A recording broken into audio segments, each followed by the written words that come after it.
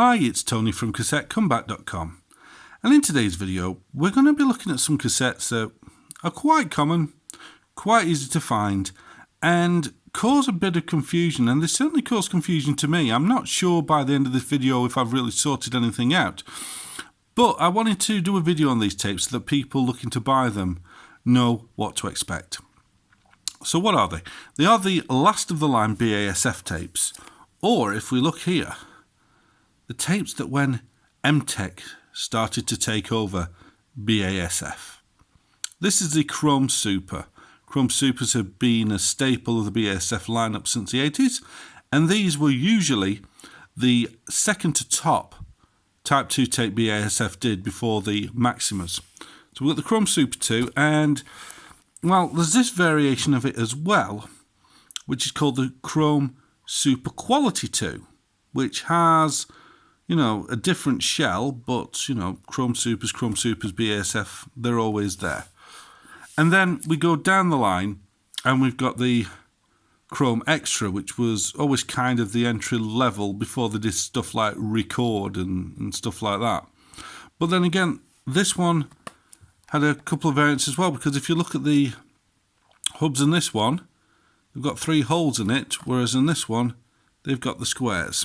Now, I wanted to do a video on these because, well, people think because it's BASF and it's Type 2, it's naturally going to be a pure chrome.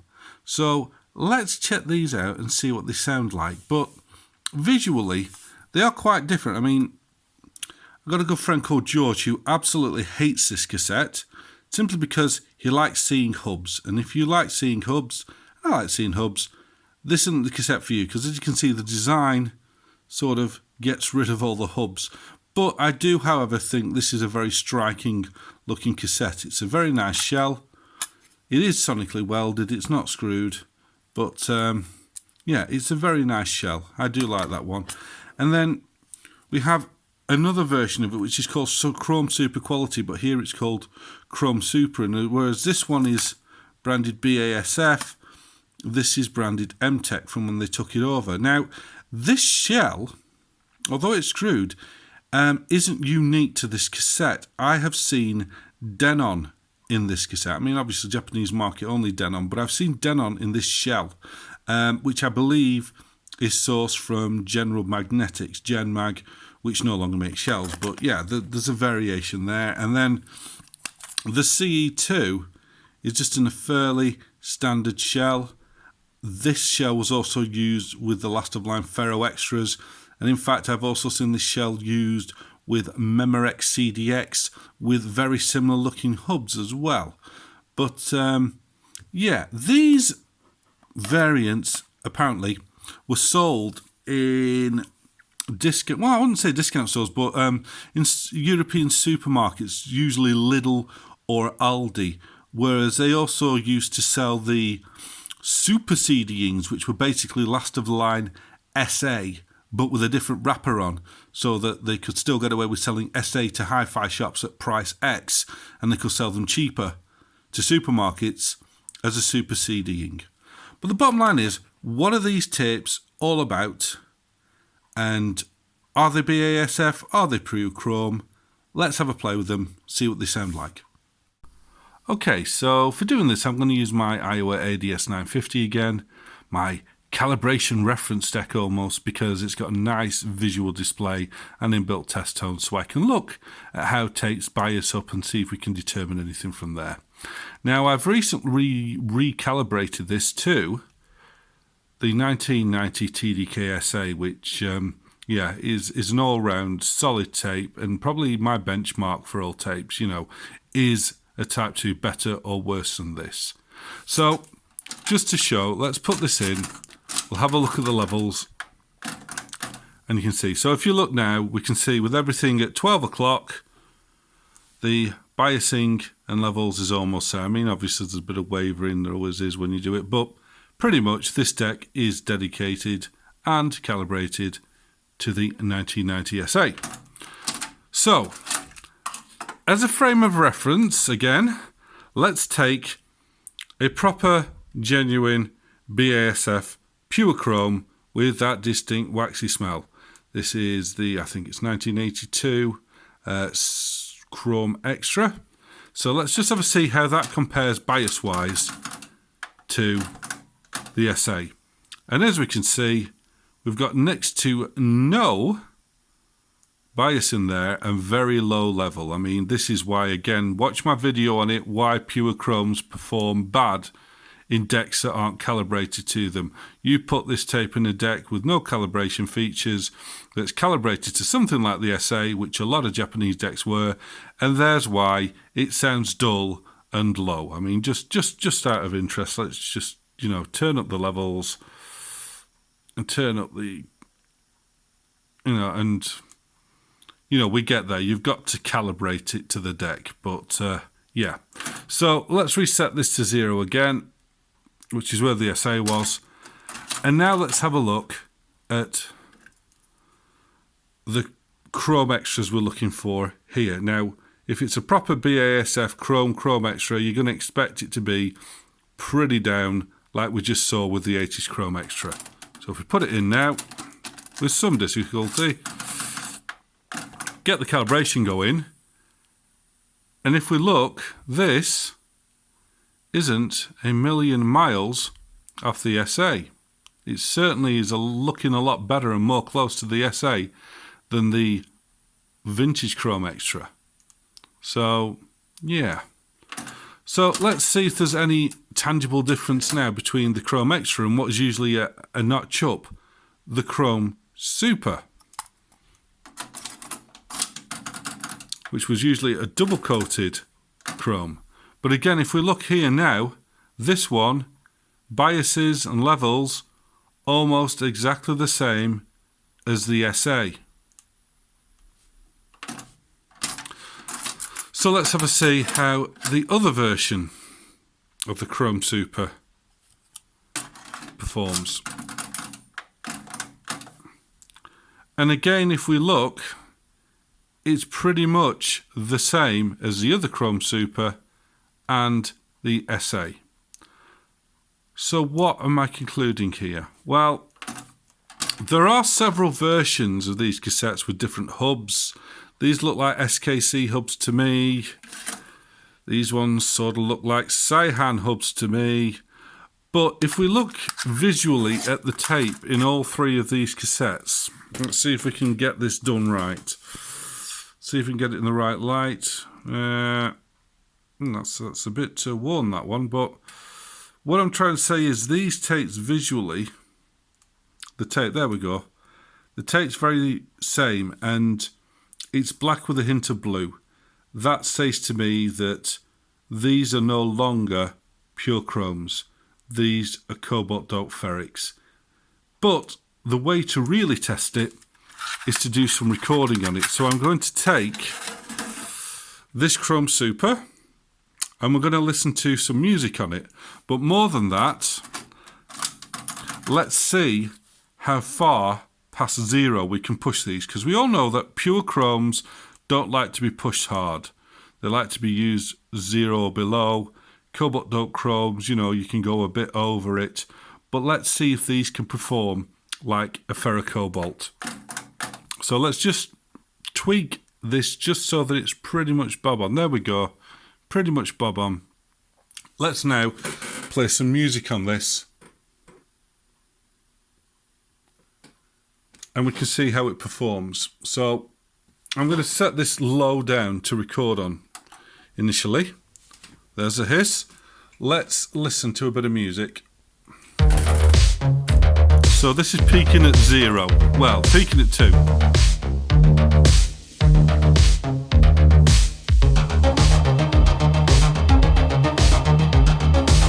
This is actually peaking at +4 now.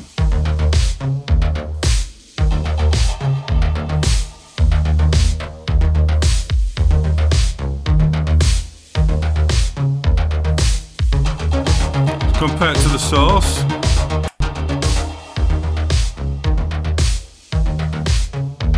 fair bit more hiss.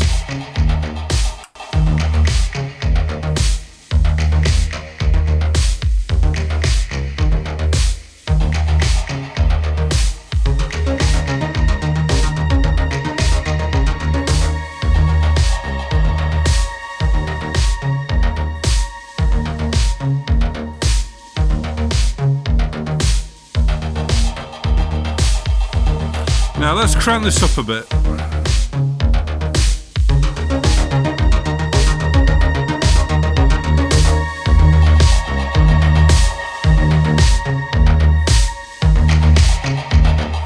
Compared to the source.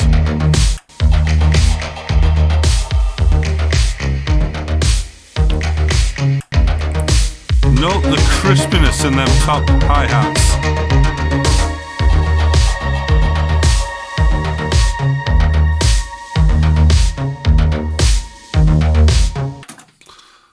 Okay, so that ain't performing like a pure chrome. A chrome would have distorted there. That's at +6 and it's still going. So let's try the lower end Chrome Extra and see how that performs in exactly the same setup as a Chrome Super.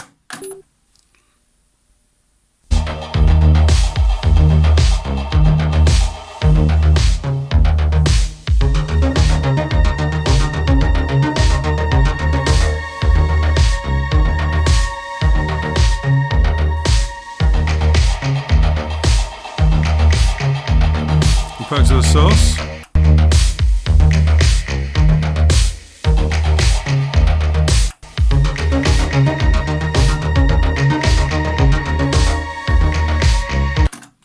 Right, to be honest with you, let's have a look at the tape. I seem to think that we were losing the left channel a bit there.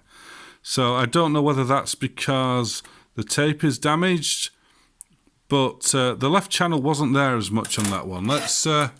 Let's try now the Chrome Super 2. Let's see how this one gets on.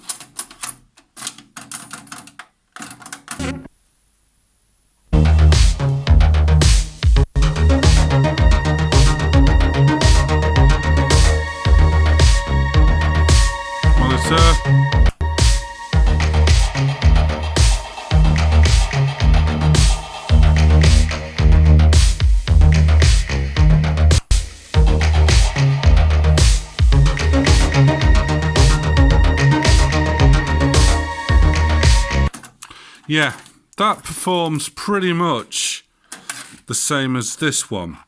But as we can see there, with peaks of around 4 to 6, this is betraying the fact that this isn't a pure chrome anymore. I don't think there's any chrome in this. These are performing like a good cobalt doped ferric to me. And let's just do sort of the final sort of test, if you will. Even though this isn't calibrated up properly, let's just listen to the hiss on this. If I can get them in the tape deck right.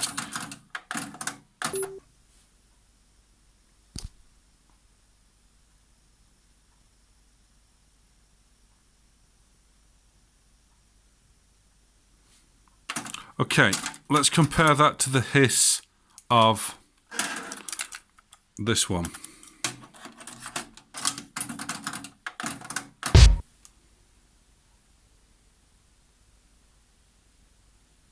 Yeah, this is hissier than the pure chrome, definitely. So, what have we concluded? So, if these cassettes were pure chromes, the waxy smell isn't always a giveaway, but they don't have any sort of hint of that. On top of that, these don't calibrate anywhere close to a pure chrome, and they don't perform like them.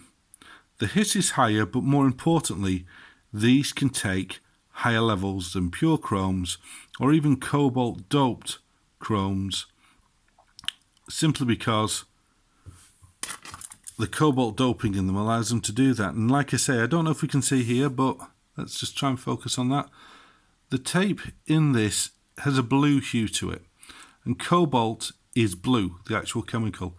And if we look at this one, and we look at this one, and we look at this one, stack them nicely together if we can see the tape seems the same. All blue, all, I believe, cobalt doped ferric. This one was a bit off on the left channel. I think that could well be because simply it's just I've been using this tape a fair bit, and it's been, as you can see around here, you know, it's a bit different. This might be a bit worn, that's why we're losing the left channel. But other than that, these two certainly, they performed the same. I mean, you know, they look different, but they're from around the same time. They seem to bias exactly the same, and they perform pretty much the same.